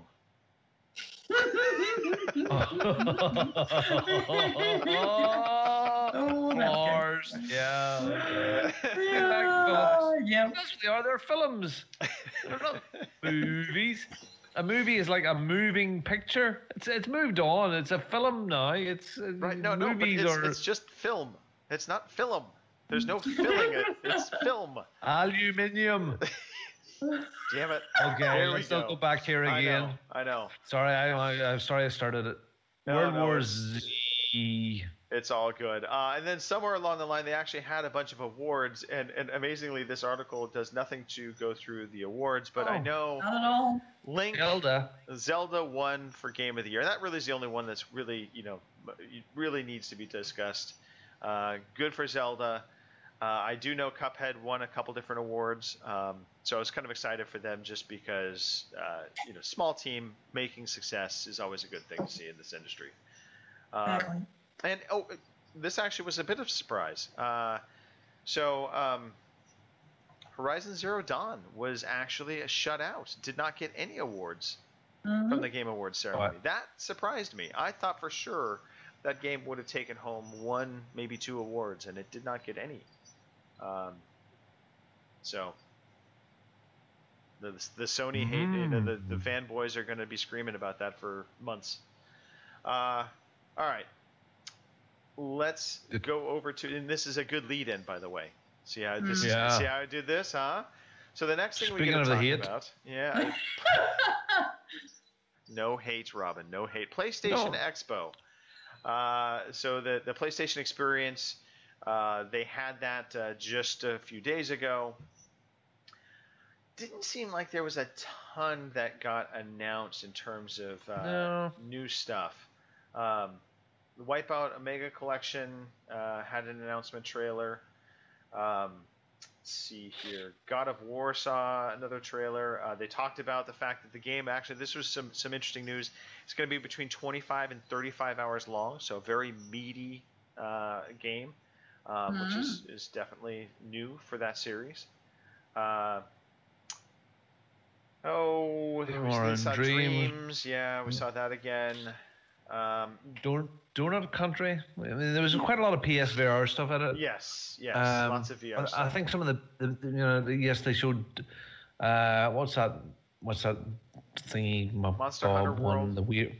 The French guy. What was the French guy? Oh, Yves Guillemot. About the robots. Detroit. I think Oh, there's Detroit a bit of Become Human. Detroit stuff there. Yep. Again, yeah.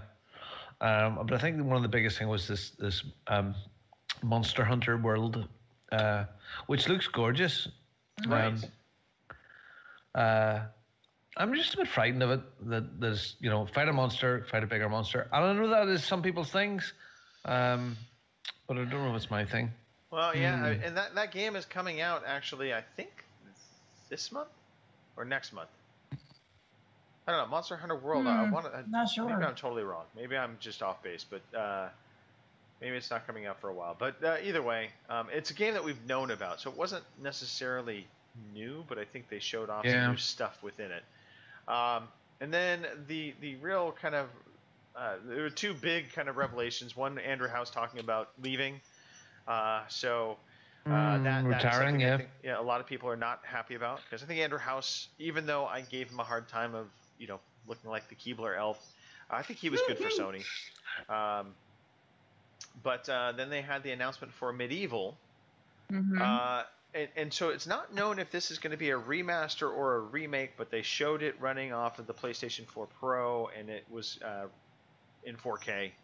And so I think might be exciting. I don't know. I don't recall this game having a huge following, so it's a curious remaster. But they are bringing it back, and again, not sure if it's a remaster or a remake. So maybe they're going to, kind of give it a real actual facelift as opposed to just remastering it and giving it better resolution. They're going to actually bump it up and do something more with it. So maybe add new levels, that kind of thing. Who knows? But yeah, so that was PlayStation Experience. Not a ton of information coming out of it, but that event, and it's one thing that I think Microsoft and Nintendo both could stand to do a better job with, and Nintendo actually, they're kind of doing it with their Nintendo Directs. But you have these smaller events outside of E3, away from that time frame too. So it's paced out. You had the Paris Games Week, and then you have PSX, and it just helps kind of generate that hype continuing on through the course of the year. And I think Microsoft in particular certainly could do better at doing that. Nintendo, I think they just need to keep doing the Nintendo Directs, but maybe give them a little bit more hype than they do, as opposed to suddenly there's a Nintendo Direct out. Maybe they should promote them a little bit more. But I think it's a good event for the industry. I think PlayStation did better. I think Microsoft could have done with even using the Game Awards to go, hey, by the way, guys, this stuff is this is what we're working on. This is stuff just to forget. Next year we are bringing out some stuff that you didn't know about. But maybe they're not. Maybe there isn't anything really new in there. But I think part of the problem as well is that the internet is so immediate now. So as soon as they have something quick to share, it seems to get shared immediately. And then by the time it gets around to a show, guys like us get bored because we've seen it all before. Right. So, I mean, out of that stuff for the PlayStation stuff, there's nothing really new. It was a lot of PSVR stuff, revamping stuff from before.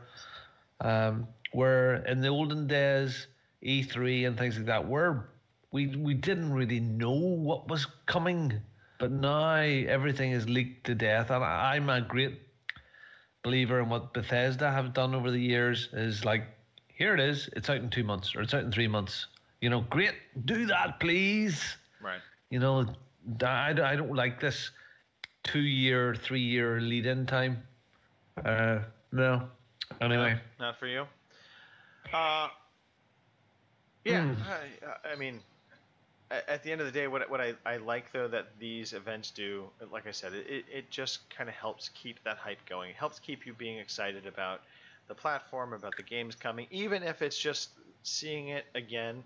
As long as it's not, as you were kind of alluding to, 2-3 years out where it's, you're just waiting forever for it. But if you're doing it within that year, like God of War right now, it's a perfect time to be hyping that up. Hype it up. It's coming out in a few months, I guess technically it's coming out next holiday, I think. But I mean, why not get the hype train going for it a little bit again, and start ramping that up. Sorry, next holiday, that's Christmas 2018. So it's a year away.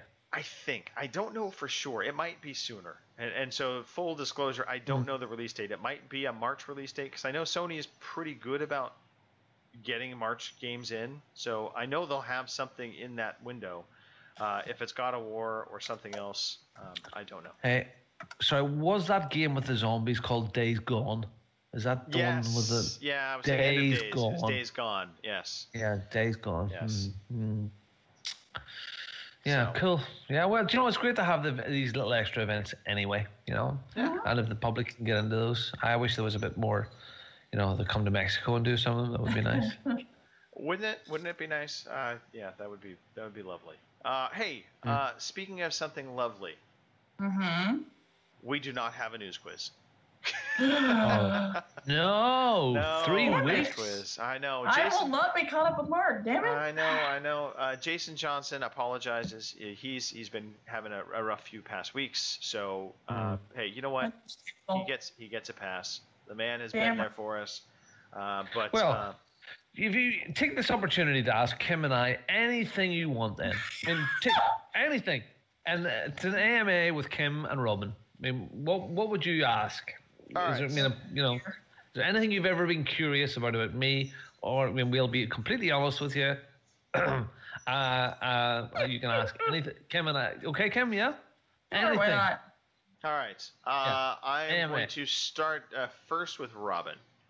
Okay. Robin, have you ever had your hair grown out longer than your shoulder length? So like long hair, like we saw from Chinny, anything like that?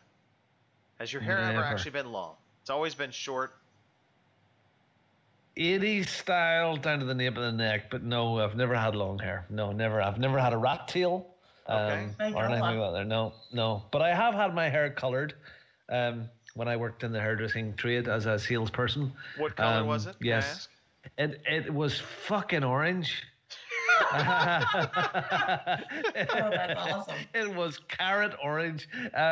Yeah, I was at a conference in London, and I needed the trainers or the technicians needed a couple of models, and a couple of the salespeople went up to have some semi-permanent color put in, and they semi-permanent me, the bastards, with carrot orange hair. Yeah. It was with me for several weeks. Yeah, but I know I've never had hippie hair. Never had the hippie hair. All right. Okay. And Kim, along the lines of hair, I know you have dabbled in hair color before, so we've seen you have some different hairstyles in terms of coloring. What and this may already be answered on my end because I may already know the answer to this, but what is the craziest hair color you've ever sported? Oh, purple for me. Yeah, I had a like a magenta, almost purple color hair once. Was it all purple, or was it just like a strand? Okay. Yeah, no, it was all purple. It was one of my first times ever like actually dyeing my hair myself, which now I don't do because it scares me. But it was supposed to come out like a medium brown reddish kind of color, and it was all right until I went to my living room and we had this like huge ceiling fan overhead and the light was on and I walked in and my best friend at the time, she stopped, she looked at me, she's like, oh my God. And I'm like, what? Because I thought it looked good in the bathroom because the bathroom wasn't apparently as well lit. And she's like, your hair is purple. And I'm like, what? And so about a bottle of shampoo later, I finally got it down to where it needed to look like. So yeah, I sported the Joker do for a while. That is fantastic. Yeah, I think I was in Florida a few years ago, and some of the kids, it must be, I don't know, maybe 10 years ago, 8 years ago now, and some of the kids over Christmas time decided to color my sideburns completely bright purple. It stayed with me for quite a while, which was a bit of a problem in work because it didn't go as quick as it was supposed to. We had one of the kids that was with us for a while. She had Smurf blue hair. Yeah, that's becoming a thing again. And I say again. It was a nightmare. It got blue everywhere. The dye. Oh, I should do it so often. Everything was blue. Yeah. No. But it was cool. Blue hair. Like a Smurf. All right. Where are we coming I'm going to circle back to you, Kim. Have you ever... Oh, another question. Yeah, I'm going to do a two. Come on. Two. Not so tame. Come on. Get in there. Well, I was just going to ask Kim, have you ever been outside of the United States? No. No, never. Not ever. Nope. Okay. Probably better that you don't. That's okay. Probably, yeah. No. Especially don't go to that dodgy Canada. Just saying. Right. Almost did that once. And then Robin, boxers, briefs, or boxer briefs? And you have to give an answer. I do not want to hear commando. No. None of the above. Okay. Can we have a look? Can we have a look and see what you classify these as? Now I'm a little afraid. Boxer briefs. Would that be correct? Yeah. Right. Yeah. I like the boxer. God Almighty! I like the boxer feel, but I like a little support for halfway down my leg because it catches at my knee. Right. So, every woman is swooning right now listening to this. Yeah. All right, Kim, why don't you save us? Let's move away from boxer briefs and let's talk about new releases, because there are a few games coming. Sure. Let me get myself over there. Here are your new releases for December 9th through the 15th. We have Loco Roco 2 Remastered for the PS4 on December 9th. And of course, we have PUBG for the Xbox One game preview on December 12th. So, I'll get excited for that. Fallout 4 VR for the Vive on December 12th. Resident Evil 7 Gold Edition for the PS4 and Xbox One and PC on December 12th. And then we have Okami. There's probably somebody yelling at me. I do not know this. Okami HD for the PS4, Xbox One, and PC on December 12th. All right. Thank you for that. I know we've talked about the monthly freebies in the past, so we can run through them real quickly. Xbox One games with gold. Warhammer End of Times Vermintide is available now through the 31st. Back to the Future, the game, 30th Anniversary Edition, i.e. game you probably don't want to play, is available December 16th through January 15th on Xbox One. And then 2 backwards compatibility titles for your games with gold. Child of Eden, which I absolutely hated, December 1st through the 15th.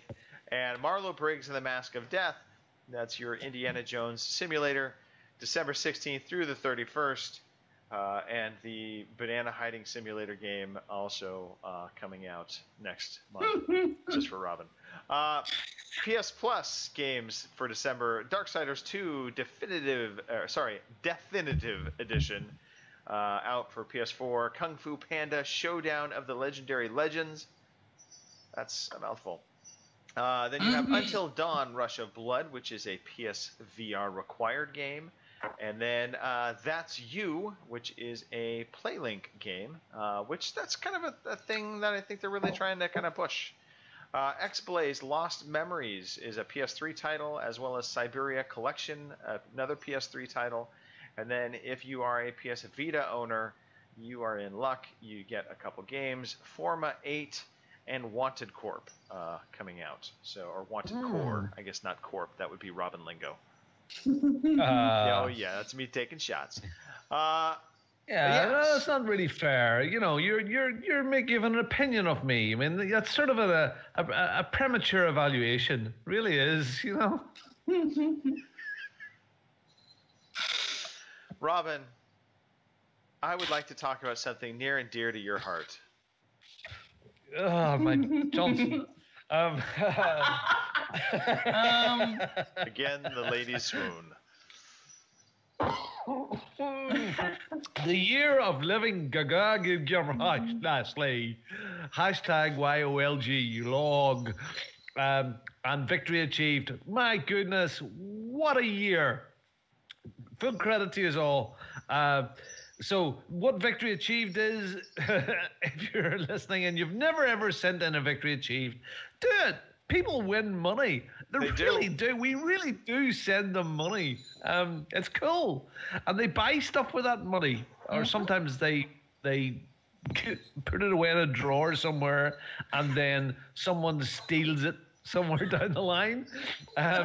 So what Victory Achieved is, finish your games. For God's sake, finish them. You've paid for them. Finish them.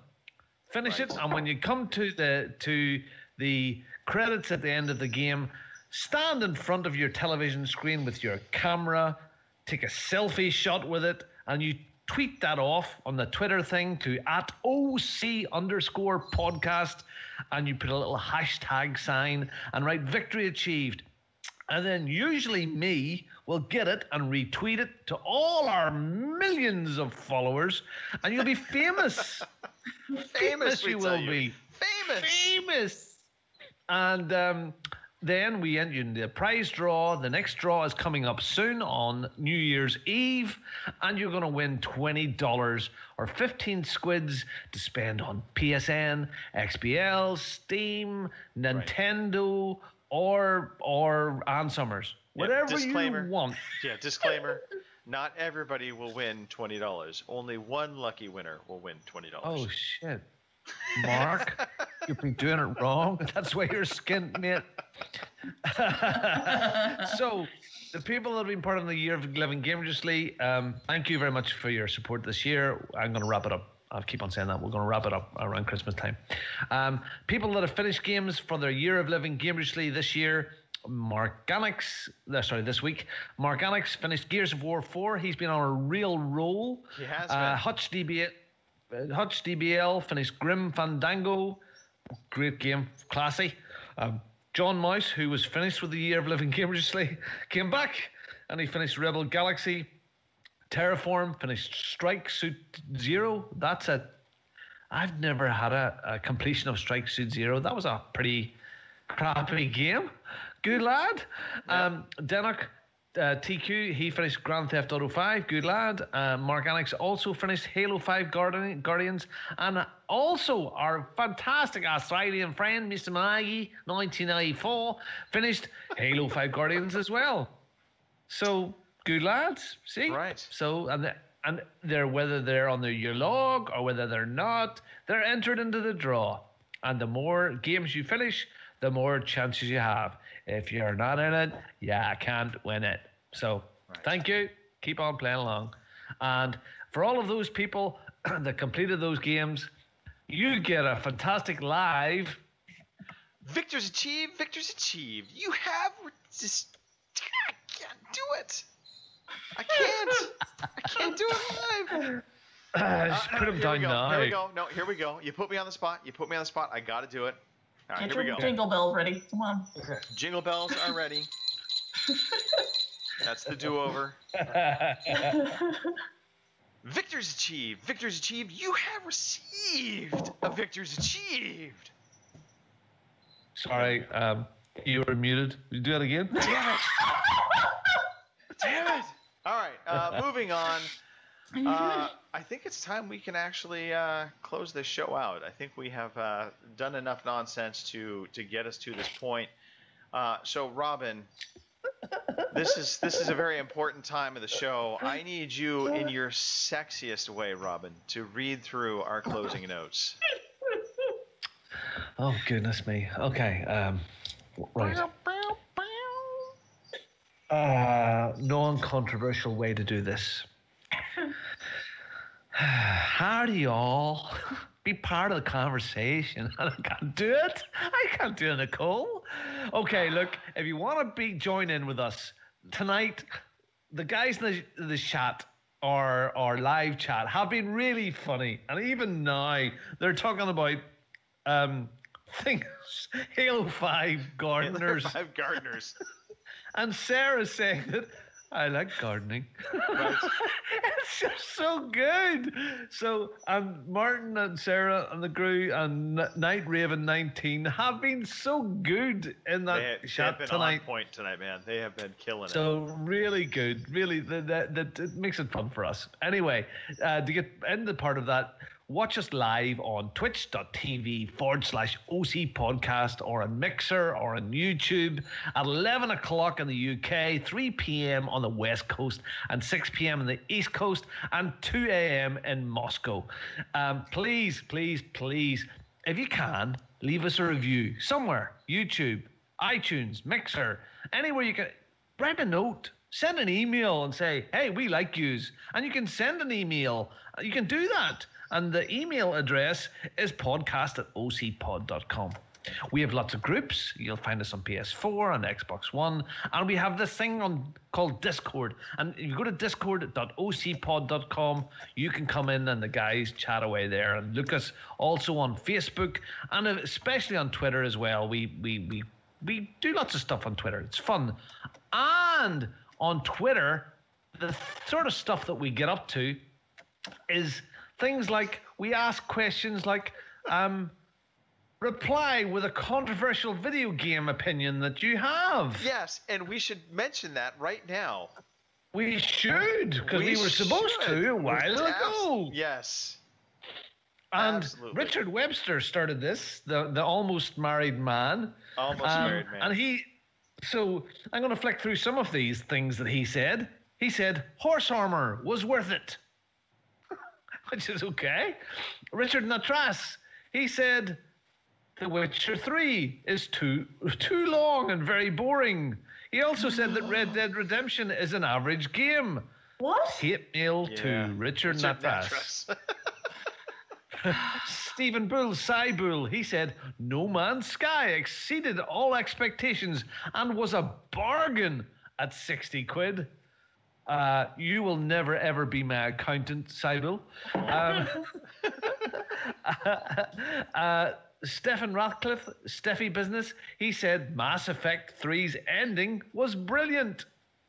I actually never knew there was a problem with Yeah. Yeah, I didn't realize there was a problem until hipsters started complaining. Right. Didn't know it was a problem until you were told it was a problem.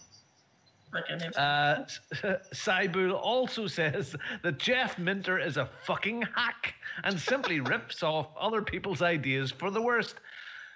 I love Jeff Minter, but I totally agree with you. But the nice thing about it was he got away with it for many years. Goodness me. Somebody called Greg DeLacy at OC_Murphy's Law said, Character. Microtransactions are not all evil and bad. Discuss. It's true. They're not. I agree with that. If they're done right, they can be okay. Mm-hmm. Yeah, like there was a really good example recently there in Star Wars Battlefront. It was a really, really good implementation. Yes, very, very good. Richard Natras also says that he hates horses in games and found riding across boring deserts really boring. I think it's a reference to Red Dead again. You're going to burn in hell, Richard Natras. You really are. Flower collecting. Let's see what Red Dead. Skyrim hasn't been released enough, in his opinion. That's Alan Brown. Oh. I hope there's some sarcasm there. Yes.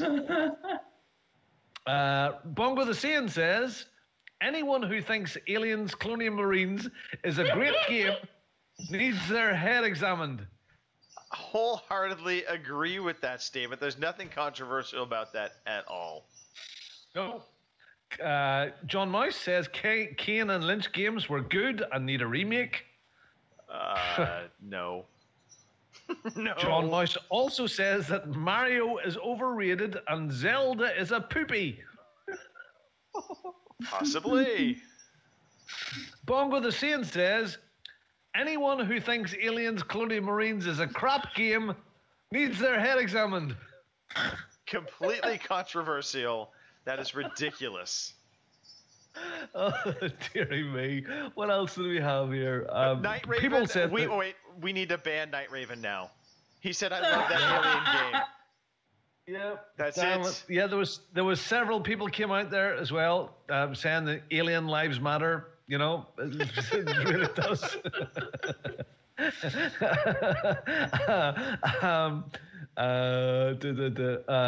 The Switch doing what my 1080p 7-inch screen tablet could do in 2013 at nearly double the price. Hybrids, for fuck's sake. Oh, my tablet didn't have HD Rumble. Okay, you stick with that. Phil Olsen, he's with Bongo. He loved Alien Colonial Marines. Yes, he's a nice man. Phil Olsen says, I can't see the appeal of Mass Effect. Jesus, Phil, it's alien shagging. That's the appeal of Mass Effect. For goodness sake. What else we have here? Was there anything else? Gonzo says, I don't like any of the Halo games before Reach. Yeah, no. Okay. I can see ODST because that was a disappointment to me. 2 was a disappointment just because of the cliffhanging ending. But the first one was really good, and the third one I thought was good. So he's wrong. Okay. RC Parkwood, he says Lego Rock Band was the most fun Lego game. Possibly. Never played it. Can't disagree. Oh. Sarah RCGC, she says she didn't really care for Resident Evil 7. Don't know. Scary. Mightn't be somewhere I would go to. Dadtagonist John says Super Mario Odyssey isn't that amazing. Can't say that too loud. You will be Controversial. flogged by the internet fanboys. I think he has been. Definitely. And was there anything else that we had there? Oh. And I think we're clear. That was fantastic, wasn't it? That was good. Some really, really good feedback there. Absolutely good. Yeah, really good. Yeah, Really and good. And I all mean, lots credit- of people. All credit to Mr. to- Webster for getting that question out there. Yeah, definitely. I mean, again, to see it, you're a brilliant guy. You know, slotting xenomorphs, too much fun. You know, there's so many Aliens, Colonial Marine fans out there. You know, And they they're are so those guys misguided. have taste. They have so much taste. No, It's if you fantastic. said Alien Isolation, I'm with you. I'm with you right there. Brilliant, good game. Fantastic. Set the right mood. Aliens, Colonial Marines, no. It didn't look great, and the voice acting was crap. But you were shooting aliens with those guns, and you could set up the guns that shoot in the corridor automatically, and it was brilliant. It was class. It had atmosphere. It didn't look No, great. it didn't have. What's the big problem? Did you play the game? The AI was Yeah. shit. The AI I was was just- horrible. We're not getting into this now. We're wrapping the show Oh, up. the AI wasn't bad. Why was the AI bad? It was horrible. Down to the No. sewer level with the radioactive aliens that were blind and they couldn't see you unless you made sounds, and then suddenly they would find you instantly, but you didn't make a sound and they still found you instantly. Yeah, That's like people who say Donald Trump's a dick. They really don't understand. For God's sake. Do you know? Anyway, all right. so we would love to hear from you. Send us an Yes. email. Send us a tweet about anything at all. We will read it out. Except for no matter how Alien crazy Colonial it Marine is. tweets. We don't want any So, of that. yeah. So lovely. Thanks very much. Please email the show at podcast@ocpod.com. Tweet us at ocpodcast at OC_podcast. And that's about it. Let's wrap this thing up. Let's Yes. get out of here. I think Kim, you should shout out first. Okay, well, as usual, shout out to you guys. It's always fun. I enjoy coming on here and doing our thing. Onto our shouters. We have Night Raven 19. Martin is still in there. RCGC is in there. We've had Soul Brother in there. So, chat's been hopping tonight. So, it's been good. So, you guys are the reason we do this thing. So keep showing up and, apparently leave us a review anywhere, somewhere. It doesn't matter. Just leave us a review. So that's it for me. How about you, Robin? Oh, God. Yeah. Happy birthday to ya. Happy birthday, John Mouse. Happy birthday. Yep. 1 hour ago, John Mouse turned 51 years old. 51. Congratulations, John Mouse, for making it to 51. He looks you don't look- fantastic for that age. He He does, looks doesn't he? awesome. Damn it. He's had a tuck and he's had a suck. He's perfect. Hopefully he'll have at least one of those things today for his birthday. So, or maybe both. It would be There good. you go. Hey. So big shout out to him. Big shout out to Parsnip. Man, it's a new chapter.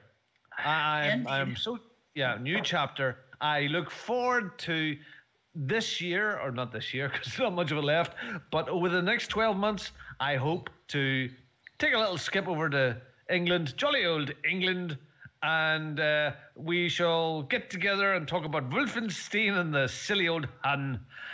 So you're going to be closer to lots of people who are your buddies, and we'll be there to support you in your new life.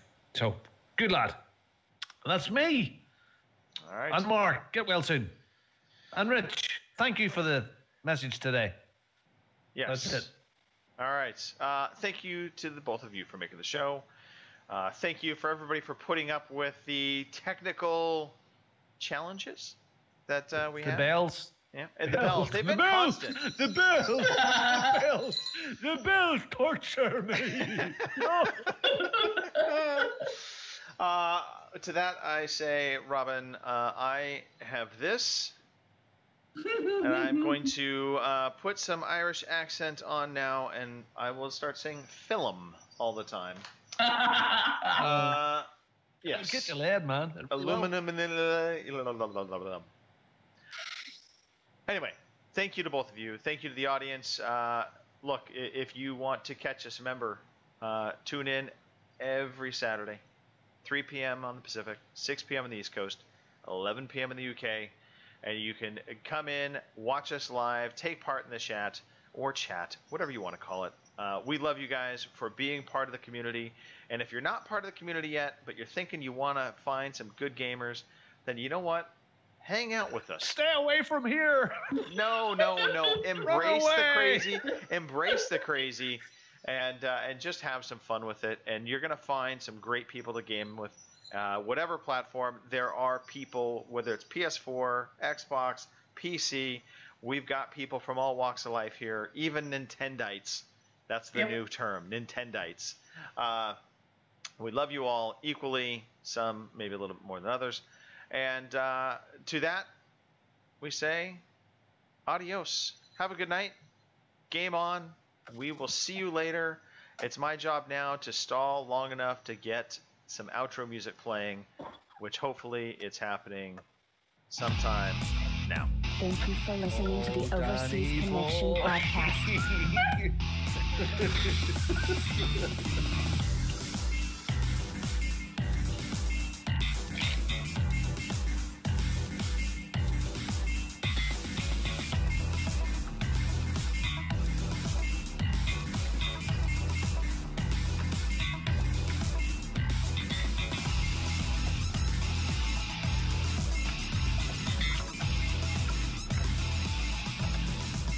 See you same time next week.